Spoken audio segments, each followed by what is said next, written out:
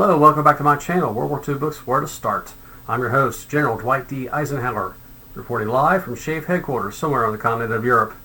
And I'd like to introduce you to the great topic of World War II books. Perhaps you've seen a documentary or you got some kind of itch to know something about the war. Maybe a relative of yours was in the war. Or maybe you've seen a film recently and like, I mean, that's a great topic, or something I'm kind of interested in, I never knew about it before, or you want to get deeper into it, but you're not quite sure where to go because it is a broad and deep topic. If you start shopping online or in a bookstore for titles, you're going to be quickly inundated with ideas. So finding a good entry point is sometimes difficult, and I'm gonna start with Memoirs, and I think that's a great personal story kind of way to get you into a small slice of combat, and then you can broaden your horizons outward and find out the structure of the conflict and what areas you like the most. So we're going to start with three old school memoirs from the 50s and 60s. We got three pilots, two pilots and a submarine are lined up today for the action. So away we go. First one's going to be called Samurai by Saburo Sakai, with Martin Caidin and Fred Saito as translators. This was first published in 1957 and is relatively brief at 315 pages. And being a memoir, it's also, just a first-person personal account of what they did in the war, maybe some of the background, their childhood, whatnot, and their education and their combat training, and then straight into the action. So this is really not going to overwhelm you with grand strategy or tactics or too many names. Just this one guy's personal experience of what he did in the war. So Saburo Sakai was a fighter pilot pre-war, fought in China before the Pacific War broke out. And he flew the Zero, the famous, infamous Zero, most iconic aircraft of World War II, I think, aside from the Mustang and the ME-109, or Spitfire. I think, everybody knows, if you know anything about the war, you can recognize Zero to this day. And this is really good. He's pretty proud of what he did in the war. He regrets the loss of Japan to the United States, and had a little bit of suffering, endured some suffering and starvation after the war, which doesn't cover. He chops it off at August 15th, 45. But his post-war fate was a little bit sketchy. It was first few years after the end of the war were rough in Japan. This is going to focus just on his wartime exploits, and he has a phenomenal memory for his combats and his tactics and how he shot enemy planes down. And he himself was shot down by some dauntless dive bombers in a battle over Guadalcanal. He shot up his canopy. He got an ambush. He thought he was attacking fighters, and he got whacked by the rear machine guns of this dauntless formation that was sticking together. So he passes out and recovers consciousness diving towards the ocean. Pulls the plane out of the dive. Has a wound in his head. His windscreen is shattered. He's got phenomenal pain, and he's 500 plus miles from an airstrip. And somehow he navigates his way home. That's incredible endurance and focus, determination, and skill right there. That puts him out of action for a year plus, and his eyesight is so deteriorated from the wound to his head and his eye, he eventually has to have surgery.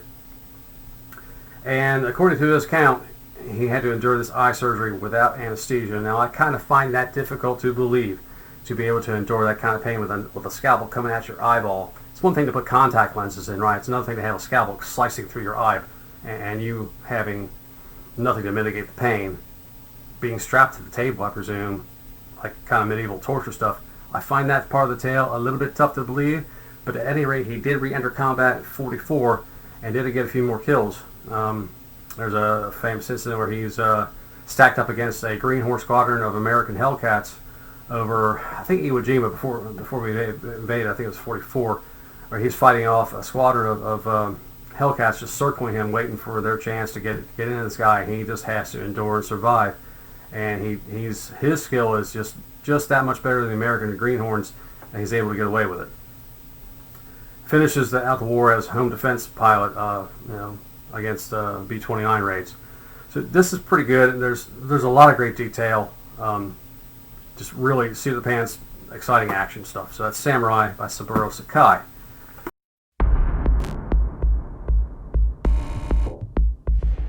And then we go on to The Big Show by Pierre Closterman from 1951. So this is fresh out of the war. He was a Free French fighter pilot, and this was kind of done in diary form. So the beginning entries are very short and brief, and then kind of lengthen out as we go.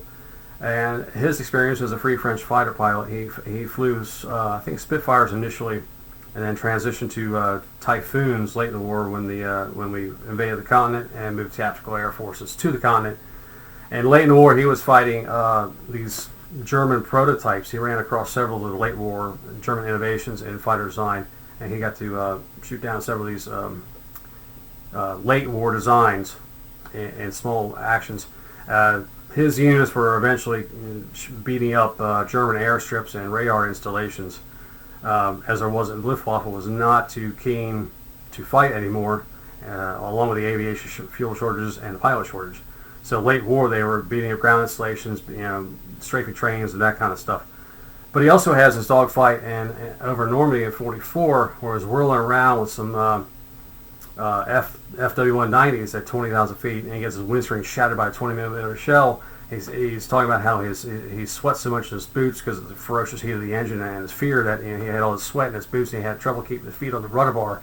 That's great detail, and just you can feel the terror and the adrenaline going through him as he's trying to fight for his life here, and it's really good. And he's also got some of the bitter malaise of the exhaustion of these flight crews as they had to keep going month after month in nasty weather, losing a friend here, losing a friend there, and every takeoff was your last kind of routine because you just never knew what the flak was going to get you, or somebody was going to pop out of the clouds and shoot you up from behind you never even saw coming, or whether you would have an engine casualty that just kind of knocked you out of the sky due to no fault of your own. The engine might just conk out or catch fire. So the life of a tactical Air Force fighter pilot is kind of unknown. You really think about the strategic bombing and the long-range escorts, Mustangs going all the way to Berlin and that stuff with the Americans, but this is a very different viewpoint, and I find it pretty valuable. I also like to mention I have the original Bantam War Book edition here. Now, these don't make these anymore. These were really great when I was a kid. Just the artwork is fantastic. It sucks you right into the story, and this version has the old fold-out, so you get the full painting there. And I wish to God they still did this.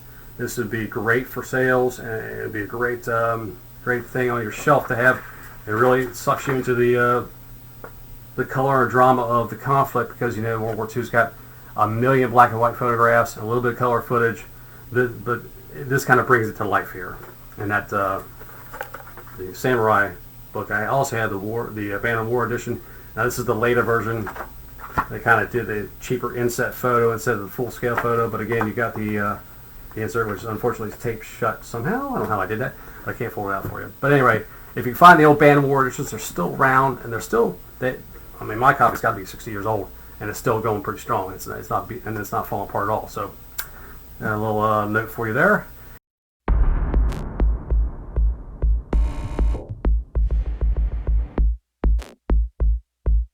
And then we'll finish up today with Iron Coffins by Herbert Werner, published in '69. So this is kind of a latecomer, and this one has the full-scale cover, but does not have a fold-out gatefold. That's disappointing. But still, you got the dramatic photo of the U-boat slicing through the waves there, the Gray Wolves. Herbert Werner was a crewman on the U-boat initially and worked his way up to command of the U-boat late war just through the process of attrition. He was a survivor, one of the lucky few. The Germans lost, I think it was 860-ish U-boats during the war, out of like 1,000 plus commission, and 10,000 crewmen, I think, overall were lost, POWs or KIA. So to survive, you're definitely rarest of the rare. And he goes for the innocent neophyte recruit officer doing his initial training on a sailing schooner on Lake Constance, I think it was, to an assignment to the U-boat arm, and his rude awakening as to what the U-boats were going to be. And it works itself into the crew and all the technical stuff you have to overcome and achieve, because U-boats are the most complicated piece of machinery in the world at that time for a warship, right? And goes to he was there early, so he's got the early successes, and then the turn of the tide, if we want to use the cliche, when the Allies gain control of the situation and the U-boats just aren't upgraded, they're not technologically advanced enough to even pretend to keep pace with Allies electronics as well as the weapons platforms. The U-boat's still what they had in '39.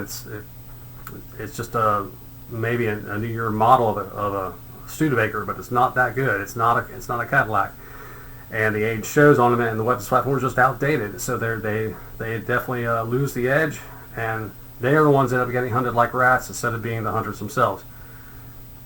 So his description of depth charge attacks is just phenomenal. He's got a sharp memory for his terror and fear and what it sounded like and what it felt like to be in that steel tube and wondering which one was going to get you.